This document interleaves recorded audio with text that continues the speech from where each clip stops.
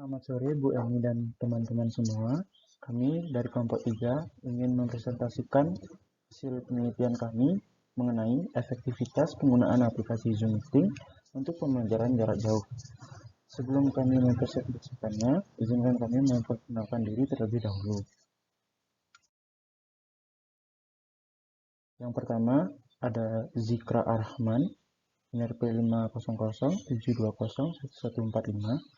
Yang kedua ada Muhammad Asid 50072011177. Dan ketiga ada saya sendiri, Madiarya Ramasetia, NRP 50122011098. Dan yang terakhir Rainanda Ardi dengan NRP 50072011161.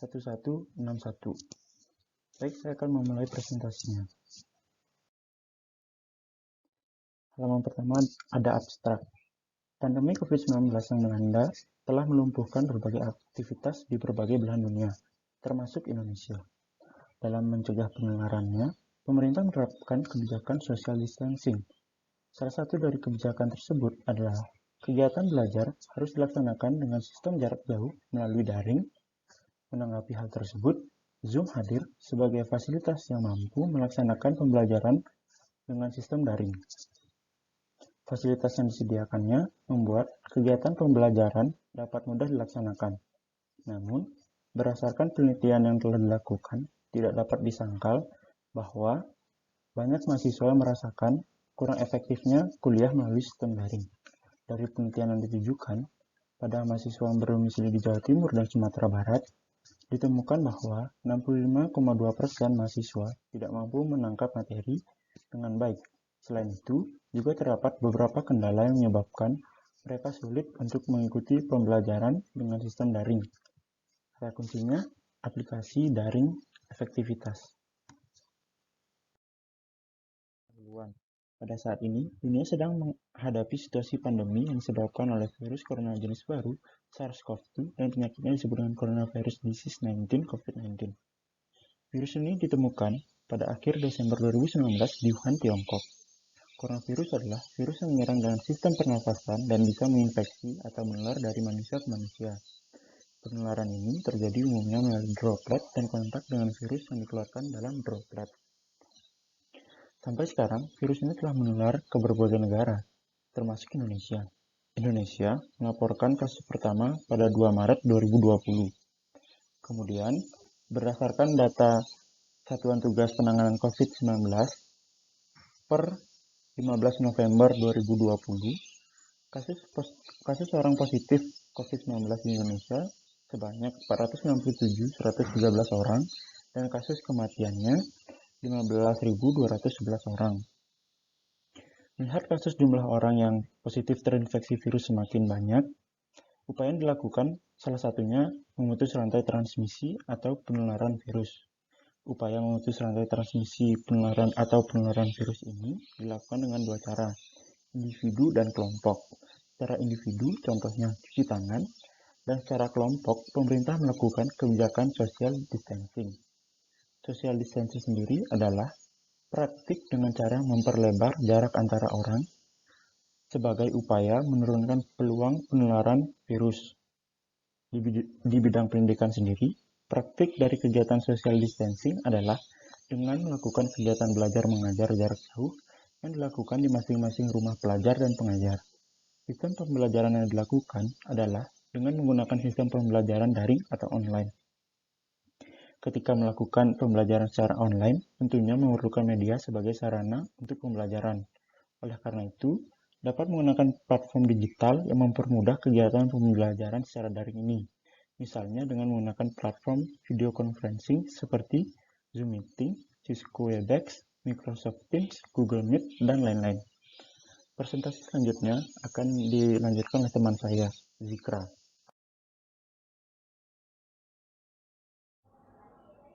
Assalamualaikum warahmatullahi wabarakatuh. Saya Zikra Rahman akan menjelaskan materi selanjutnya, yaitu tentang metode penelitian. Penelitian dilaksanakan pada tahun 2020 dan menggunakan metode kualitatif.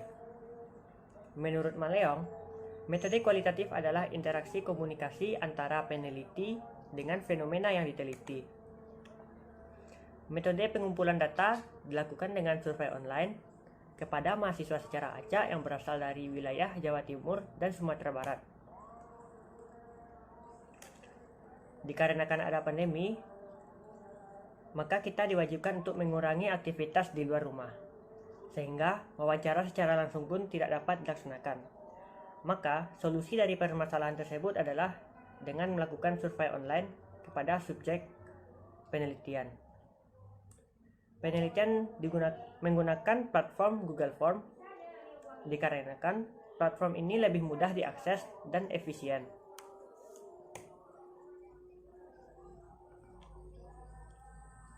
Subjek dalam penelitian ini adalah mahasiswa aktif yang berasal dari daerah Jawa Timur dan Sumatera Barat. Subjek penelitian akan diminta untuk menjawab beberapa pertanyaan terkait dengan penelitian yang telah disiapkan sebelumnya. Dalam mengambil hasil akhir, dilakukan analisis data dan menarik kesimpulan berdasarkan data yang telah diperoleh.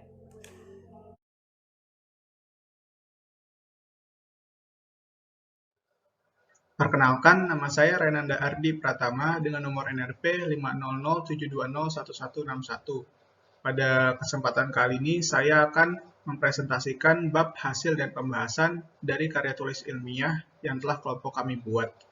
Jadi, penelitian ini dilakukan dengan menyebarkan link Google Form melalui online. Kemudian, dari link tersebut didapat 23 responden yang bersedia mengisi link tersebut. Ke-23 responden tersebut merupakan mahasiswa yang berdomisili di wilayah Sumatera Barat dan Jawa Timur. Mereka sedang menjalani pendidikan di beberapa universitas. Berikut ini adalah sebaran universitas dan jumlah responden yang mengisi kuesioner kami. Yang pertama, dari Institut Pertanian Bogor terdapat 2 responden, dari Universitas Andalas 4 responden, dari Institut Teknologi Bandung 1 responden, dari Politeknik Elektronika Negeri Surabaya 1 responden, dari Universitas Gadjah Mada 1 responden, dari Universitas Indonesia 1 responden, dari Universitas Airlangga 1 responden, dari Institut Teknologi 10 November 9 responden, dari Universitas Maliku Saleh 1 responden, dari Universitas Pajajaran 1 responden, dan dari Universitas PPM School of Management 1 responden. Dari 23 responden tersebut, mayoritas berasal dari Sumatera Barat yang berjumlah 19 responden, lalu Jawa Timur berjumlah 4 responden.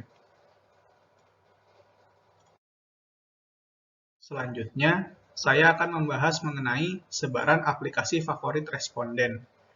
Dari 23 responden yang mengisi kuesioner tersebut, dapat diketahui dari diagram lingkaran ini bahwa mayoritas responden atau mahasiswa menggunakan aplikasi Zoom Meeting untuk melakukan pembelajaran jarak jauh. Responden yang memilih aplikasi Zoom Meeting untuk melakukan pembelajaran jarak jauh sekitar 69,57% dari keseluruhan responden. Kemudian disusul oleh responden yang menggunakan 2 aplikasi sekaligus, yaitu Zoom Meeting dan Google Meeting, sebesar 17,40%. Kemudian disusul oleh responden yang memilih Google Meeting sebesar 8,69%. Kemudian disusul oleh responden yang memilih Microsoft Teams sebesar 4,34%. Kemudian, di dalam kuesioner yang telah kami buat juga terdapat pertanyaan mengenai apakah alasan mahasiswa menggunakan aplikasi tersebut.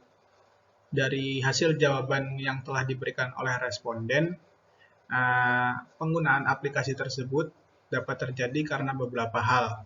Yang pertama, karena penggunaan aplikasi Zoom Meeting sudah menjadi ketentuan dari kampus. Yang kedua, karena aplikasi ini lebih mudah dan praktis dibandingkan dengan aplikasi lainnya. Yang ketiga, karena dalam satu meeting room di aplikasi ini dapat menampung banyak orang. Dan yang keempat, karena aplikasi ini tidak banyak error seperti aplikasi lainnya, yaitu Zoom Meeting dan Microsoft Teams.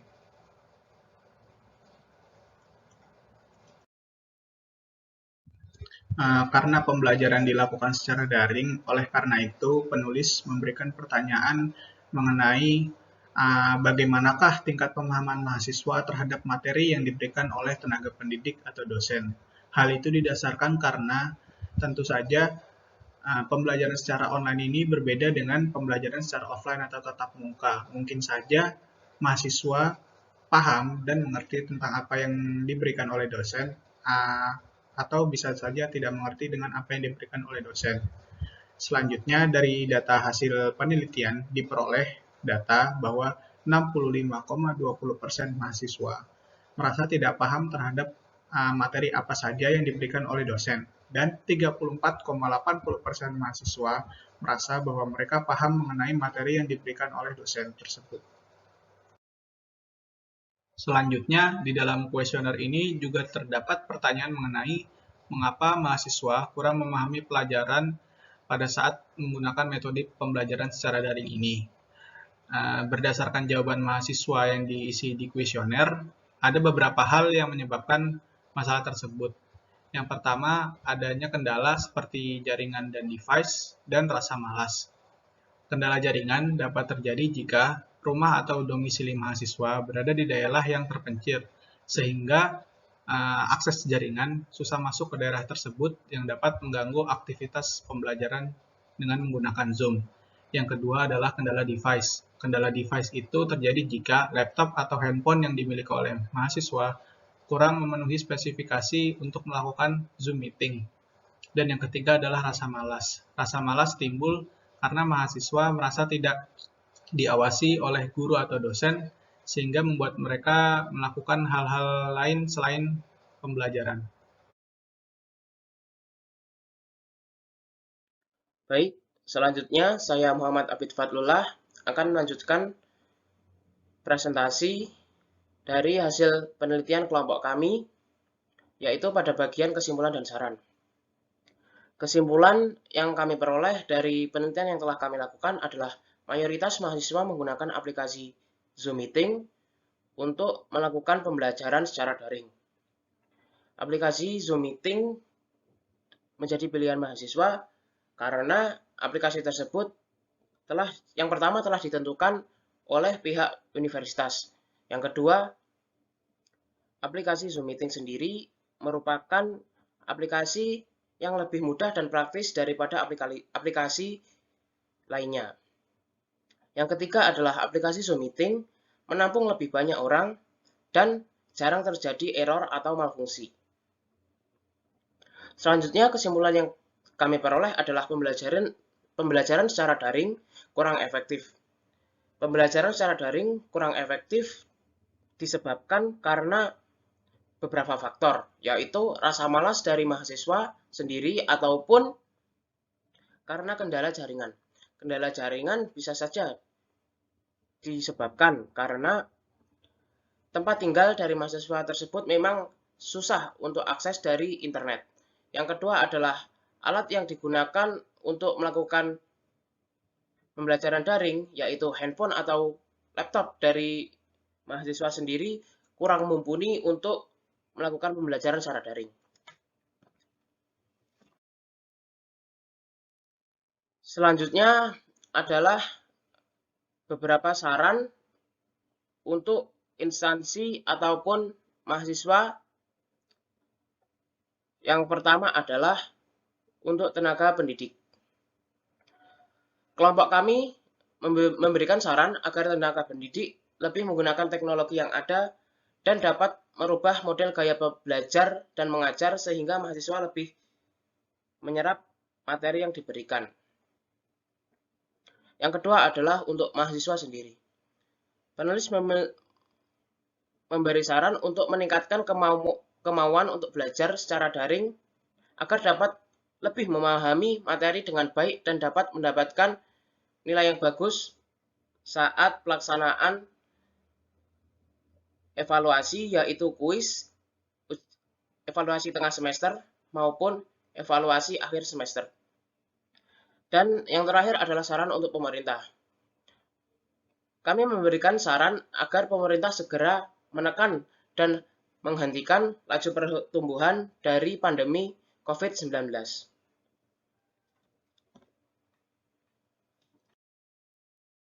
Selanjutnya adalah beberapa pustaka yang digunakan oleh kelompok kami.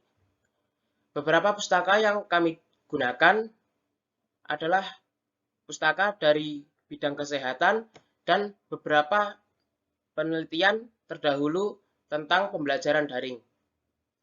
Yang pertama, jurnal kesehatan terdapat pada terbitan PDPI 2020, yaitu tentang respirologi Indonesia. Yang kedua adalah dari Yuliana tahun 2020 yang berjudul Coronavirus Disease COVID-19. Selanjutnya ada beberapa jurnal penelitian terdahulu, yaitu milik Pradana yang berjudul Pengaruh Kebijakan Social Distancing pada Wabah COVID-19 terhadap kelompok rentan di Indonesia. Selanjutnya ada milik Hakien tahun 2020 juga yang berjudul Pemanfaatan Zoom Meeting untuk Proses Pembelajaran pada Masa Pandemi.